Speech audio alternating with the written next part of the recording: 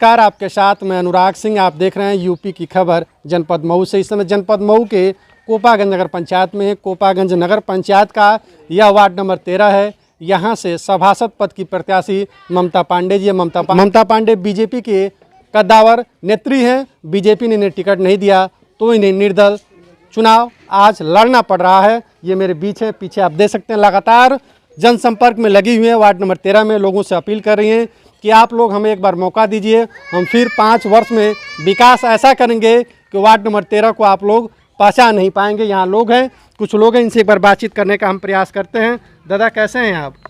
ठीक है। क्या चल रहा है इस समय? ठीक चलो, चुनाव का माहौल है। लोग प्रत्याशी आ रहे हैं, जा रहे हैं, वोट मांग रहे हैं। सभी लोग दावा कर रहे हैं कि मैं अमुक हूँ, मैं अमुक करूँगा, ऐसे करूँगा, वैसे करूँगा। लेकिन इन सारी बातों को देख करके मुझे एक बात समझ में आया है, जो ममता जी हैं जी, ये लगभग योग्य हैं। कैसी प्रत्याशी हैं?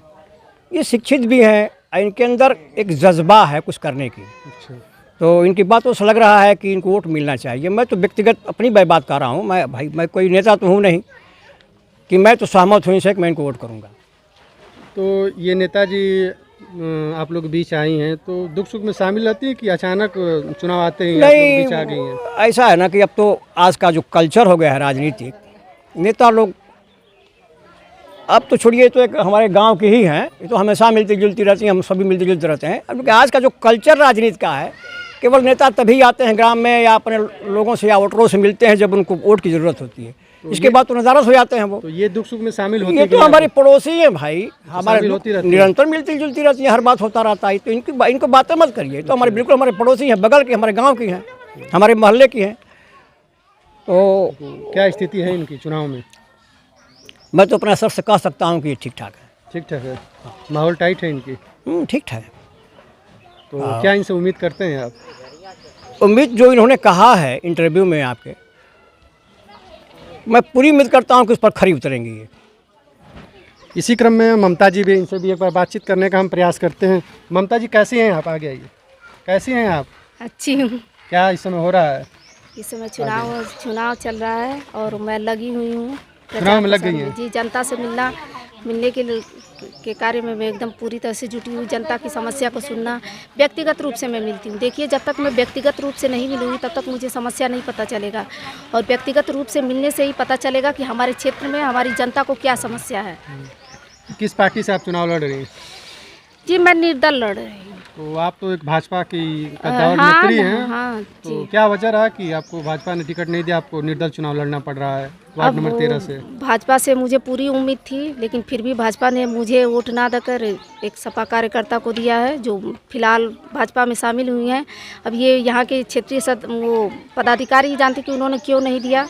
अब तो ये उनकी मानसिकता है, वो ही समझे कि मतलब उन्होंने क्यों मुझे वोट नहीं दिया। लेकिन मुझे कुछ करना है, इसलिए मैं निर्दल लड़ रही हूँ। और मुझे जनता के बीच में इसीलिए मैं जाती हूँ कि जब मैं अपनी जनता की समस्या को समझ सकूँ, और जब जनता अपना आशीर्वाद दे तो मैं उसको पूरा करने का प्रयास करूँ। तो आपको टिकट नहीं मिला है, आपके साथ बीजेपी खड़ी है, सपा है, बीएसपी भी खड़ी होगी, सुभाषपा भी खड़ी होगी, तो ऐसे में कैसे आप चुनाव लड़ेंगी? कठिन आपको नहीं लग रहा है चुनाव लड़ना?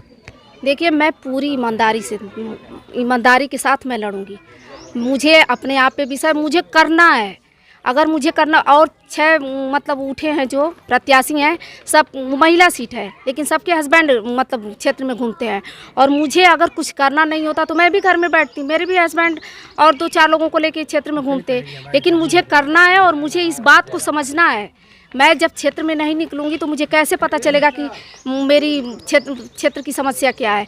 और कल को मैं जीतती हूँ तो मैं अधिकारियों के पास कैसे अपने क्षेत्र की अपनी जनता की समस्या को रखूँगी। इसलिए मैं क्षेत्र में निकलती हूँ। मुझे खुद पता है मेरे क्षेत्र में सबसे बड़ी समस्या नाली की है। मैं पहले भी बता चुकी हूँ, अब भी बता रही हूँ। नाली है और उसके बाद रोड है। तो आप चुनाव लड़ रही हैं, तो क्या मुख्य मुद्दा क्या रहेगी आपके वार्ड नंबर 13 से? मुख्य मुद्दा विकास है। विकास है? हाँ जी, बिल्कुल। तो विकास के मुद्दे पर ही मुझे वोट चाहिए, और मुझे विकास करना ही करना है। तो जो चुनाव में नेताजी लोग आते हैं, तमाम प्रकार के विकास के मुद्दे को लेकर वादा भी करते हैं और चुनाव जीत जाते हैं, वापस फिर जनता के बीच आते नहीं। तो ऐसा तो आप नहीं करेंगे लोगों के बीच? बिल्कुल भी नहीं करूंगी। और सबसे बड़ी चीज़ है कि मैंने तो यहाँ तक कहा कि मैं आप सबके मोहल्ले की हूँ।